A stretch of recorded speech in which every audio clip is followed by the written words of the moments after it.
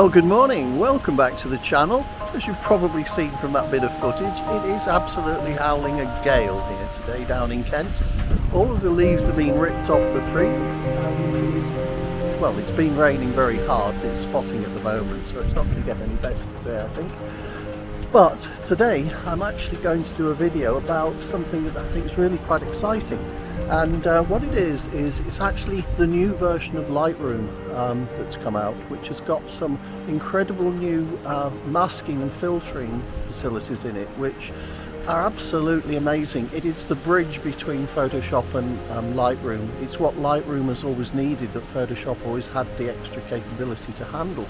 And I'll spin you around and go over to the computer in a minute and start talking you through it. Some of you have probably already found out about this, and I don't know what your thoughts are, and I appreciate them below in the comments, but I'm somewhat blown away by what I can now do much more easily in Lightroom. From my point of view, Lightroom has always lacked the ability and the finesse of being able to make selections easily, and those selections actually being available to manipulate the image. And I've often had to go across into Photoshop to make the sort of adjustments that I've really wanted to make. However, with this new version of Lightroom, it's really not that often I'm thinking I'll need to go into Photoshop at all, because Lightroom now is a much more capable application than it's been for some time. Anyway, I'll take you over to the computer and I'll set up an image and I'll show you just how powerful it is for those of you that haven't already found out. So let's go and have a look.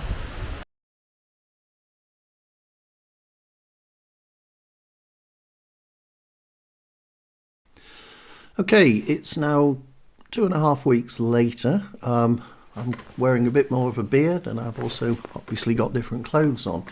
So I've got the image that we're going to talk about here, and I've got Lightroom, as you can see, running. This image was taken in Knoll Park in Sevenoaks last Sunday morning, just before sunrise. And basically what intrigued me was this really gnarly old tree here and the position of the moon. As you can see, the moon's lodged nicely in the branches here. And I thought this would make a good picture to actually demonstrate the advantages the new masking can provide inside Lightroom 2021. So my first concern with this picture is obviously it's very dark, which if I go into the basic settings module here and just apply auto settings to it to brighten it up a bit, that's a lot better, although the shadows are still quite dark. But what's happened, which I don't want to have happen, is we're losing the detail in the moon. I don't want the moon to turn into a bright object. So what I want to do is mask the sky to brighten that. So the first thing I'll do is I'll go over to the option for the new masking tool, which is up here. And you can see from the histogram the picture's very heavily orientated towards blue, which I can take a little bit of that away just to make the colours a bit more reasonable and a bit more appropriate than what I actually remember at the time. So that's probably not an unfair image there to start with. So I'm going to the masking tool, and in the new masking tool there's a series of options, and we've got the old traditional round gradient, linear gradient, color range, luminosity mask, but we've got select subject, which from previous experience using this doesn't work very well for things like trees. So I won't, well, I'll click it just to show you what it does and what it selects. So it selected some but not all of the tree, which is less than ideal, so I'll delete that. Notice as well it actually puts the red masking on so that you can see the affected area straight away. But what I'm interested in is selecting the sky. So let's let it select the sky and see what it finds. And it's found pretty much what I'd consider the sky, and it's put a little box here, a tiny little marker to indicate that this mask relates to the sky as opposed to being the subject or a circular gradient or whatever it happens to be, or linear gradient. So what's happened now is it's obviously put the red highlighting on, but there's no effect to that yet until I actually change things. So let me move the slider for exposure. You can see that's affecting pretty much only the sky. So I can brighten the sky up a little bit, which I'm doing at the moment.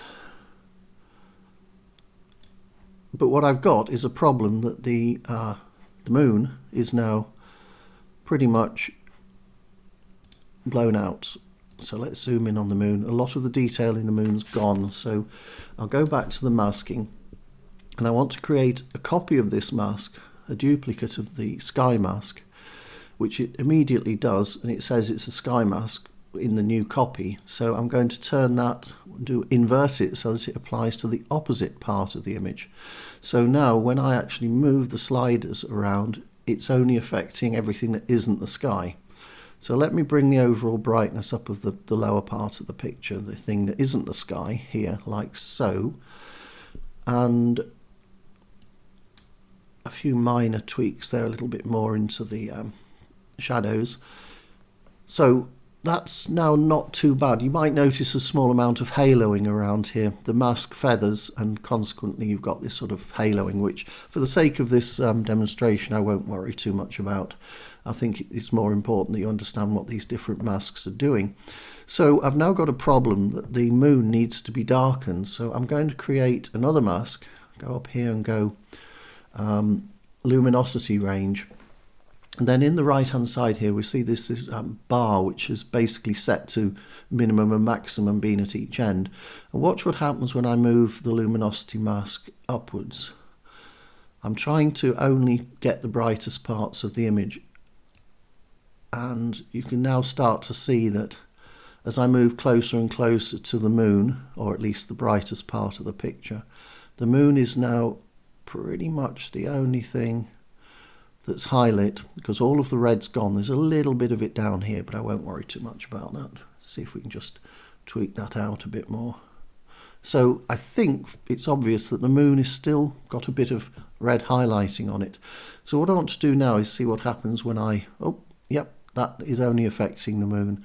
So what I want to do is darken the moon slightly, and I want to reduce the contrast on it to allow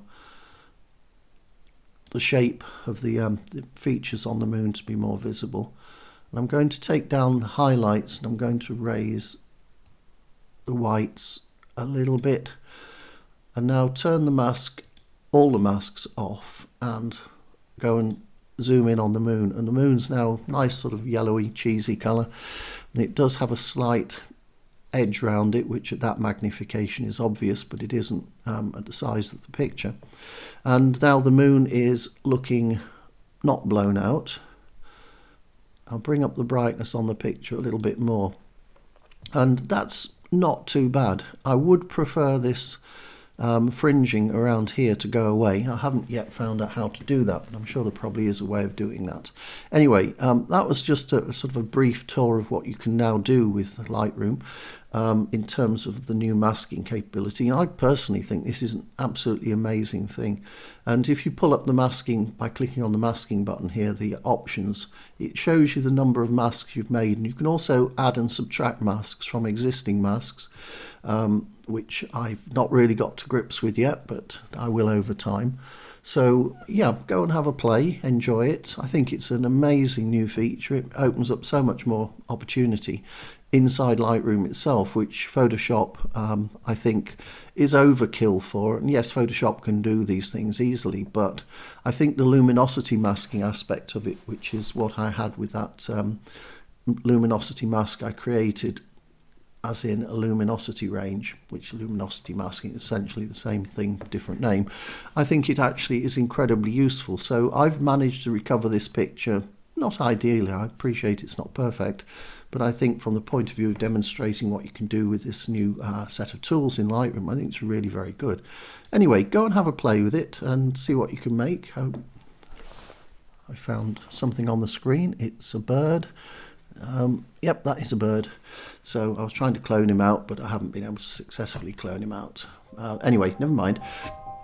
I hope you found that useful, and go and have a play with it and enjoy it yourself. And any comments, please put them in the section below.